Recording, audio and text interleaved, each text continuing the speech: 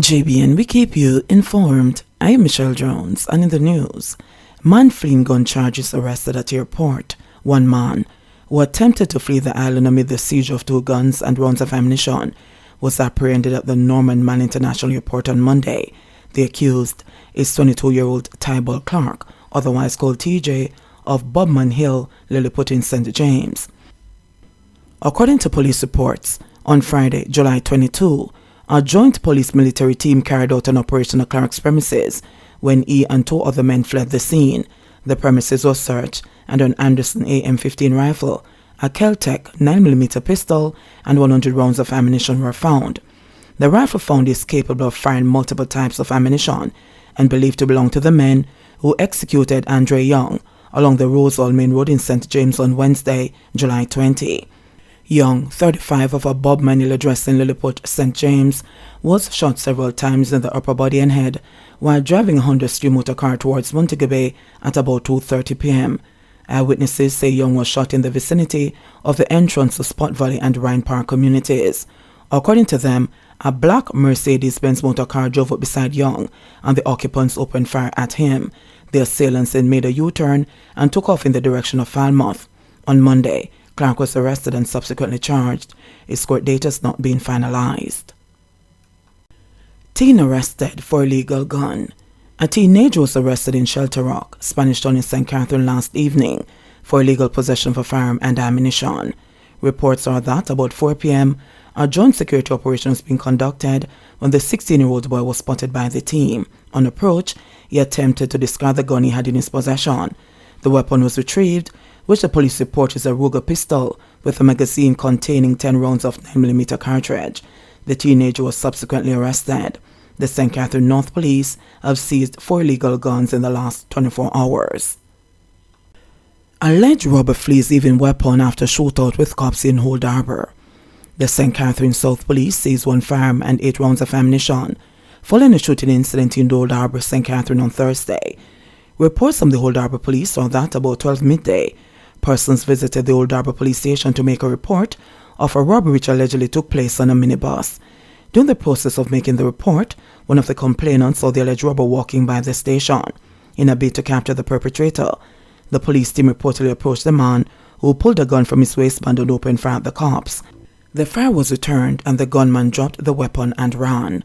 When Smith & Wesson Springfield 9mm pistol with a magazine containing 8 9mm rounds of ammunition was retrieved from the scene. The policemen escaped injuries from their attacker and no one else was injured. No arrest has been made in relation to the incident. Investigation continues.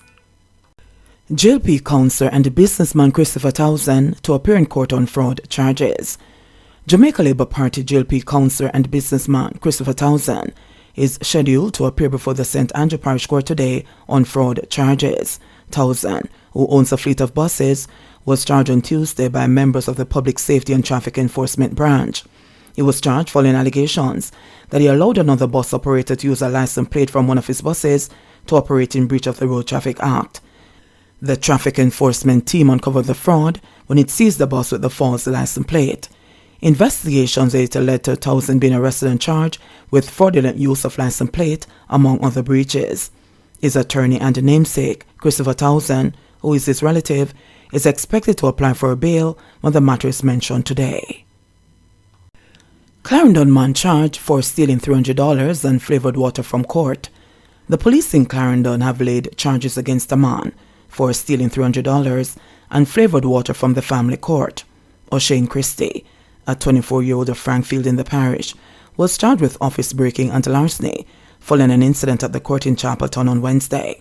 It's reported that about 3 o'clock in the morning, a security guard was on duty when he heard strange sounds coming from the building. He made checks, and Christie was seen running from the courthouse. He was caught and the police summoned. On the arrival, $300 worth of coins and 2 bottles of flavoured water were recovered.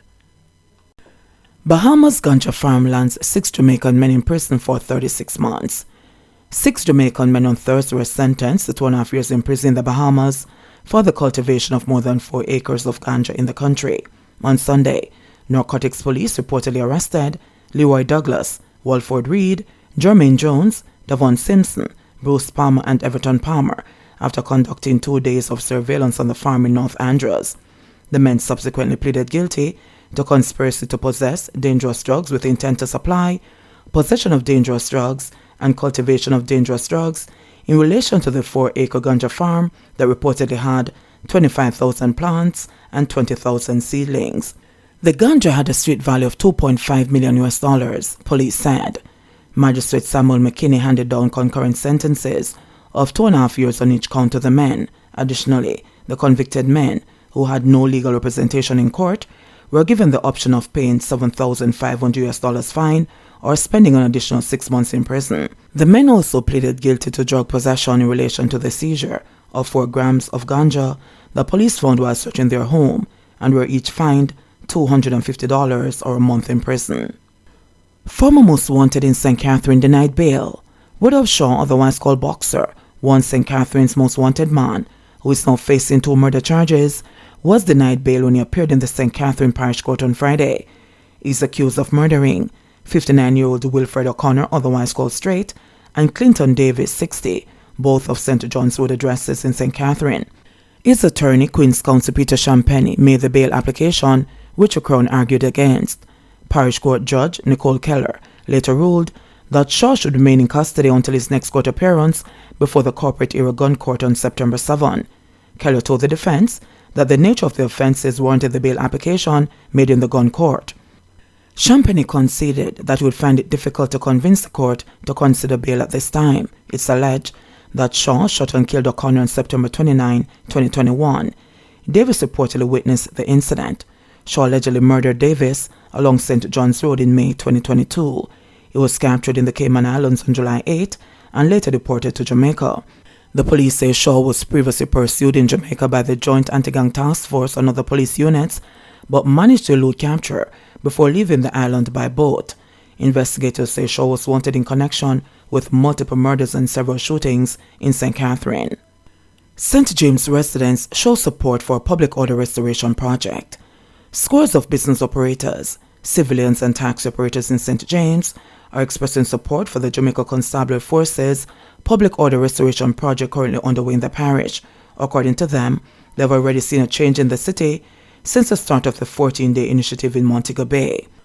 Launched on Monday, August 15, the project aims to curb chronic disorder among the general public. It's a joint effort seeing the JSAFE partnering with the Jamaica Defence Force, St. James Municipal Corporation, Transport Authority, Tourism Product Development Company TPD Co., and the Ministry of Health. According to a release on Friday, stakeholders are lauding the efforts of law enforcement to maintain cleanliness and order in a parish known for its scenic beauty and exciting tourist attractions. Regional Director of the Jamaica Tourist Board, JTB, Odette Dyer, says it's a wonderful initiative by the police taking the lead on this. It was necessary, as it is timely to restore public order not just in Montego Bay, not just in the city, but throughout Jamaica. Having seen the support for the police firsthand, Dyer committed to pumping whatever support the JTB can garner into the initiative. The JSAFE believes that by curbing petty crimes like illegal vending and taxi operating, theft and others, there will be a decrease in major crimes. Commanding Officer for the St. James Division, Senior Superintendent of Police SSP Vernon Ellis, believes that in order for such an operation to be successful, it must be carried forward in the long term. The reality is 2 weeks or 3 months won't lead to that significant change, so we're looking at sustaining the operation beyond 90 days, he said. SSP Ellis went on to share that part of the new protocols will see vendors wearing color-coded markings to denote the vending zones to which they belong. We're getting support from TPDCO and some other agencies to regulate persons. We're getting color-coded bibs for them through these agencies and alphanumeric codes for their bibs and the lanes they'll operate. So we're getting the parish council to regularize persons, he expressed. He also revealed that a multi-agency approach will be employed to ensure that the old negative practices do not re-emerge. We're also looking at how to, through the multi-agency approach, teach persons to self-regulate so we can scale down the number of officers we have to utilize, he said. We are bringing in some force multipliers at the surveillance units and police station for the township itself. So when those elements are put in place within the next 14 days, we'll see some significant transformation of the space, he added. Jamaica reports 177 new COVID cases, 5 deaths. The Minister of Health and Wellness on Thursday, August 18, reported 177 new COVID-19 cases and 5 deaths, bringing the infection total to 148,627 and total deaths to 3,235. The new cases comprise 100 females and 77 males, with ages ranging from 1 day to 108 years. The cases were recorded in Kingston and St. Andrew 59, St. Catherine 33, St. Anne 22, St. Elizabeth 13, St. James 10, Westmoreland 9, Clarendon 8, Manchester 7, Hanover 5, Trelawney 4, St. Thomas 3, St. Mary 3 and Portland 1. The deceased are a 19-year-old female from St. Mary who died in April 2021, a 23-year-old female from Westmoreland who died in August 2021, a 74-year-old male from St. Mary who died in June 2022, a 72-year-old male from Kingston and St. Andrew who died in July 2022, and a 43-year-old male from St. Catherine who died in August 2022. There were 93 recoveries in the last 24 hours, bringing the total to 95,494. Currently, 113 people are hospitalized, 20 of whom are moderately ill, 5 severely ill, and 2 critically ill. Jamaica's positivity rate for the latest round of testing was 30%. There are 1,400 active cases of COVID-19 on the island. In sports news, Reggae Boys Ghana game in Austria cancelled. Jamaica's opening game of the Austrian mini football tournament in Vienna against Ghana will not be played. The Jamaica Football Federation (JFF) made the announcement on Friday, just the day before the match. A WhatsApp message from JFF media officer Earl Bailey stated that the game versus Ghana is cancelled, not postponed. An earlier WhatsApp message from the JFF had stated that Ghana were scheduled to arrive on Saturday, the same day the Reggae Boys were scheduled to play them. Jamaica will now play 2 matches in the four-nation tournament. The Reggae Boys will kick off their campaign against Morocco on August 23, followed by the Qatar fixture on August 26. Earlier this week, it was reported that organizers had cancelled the tournament due to challenges faced by participating teams in securing visas. Jamaica will now play 2 matches in the four-nation tournament.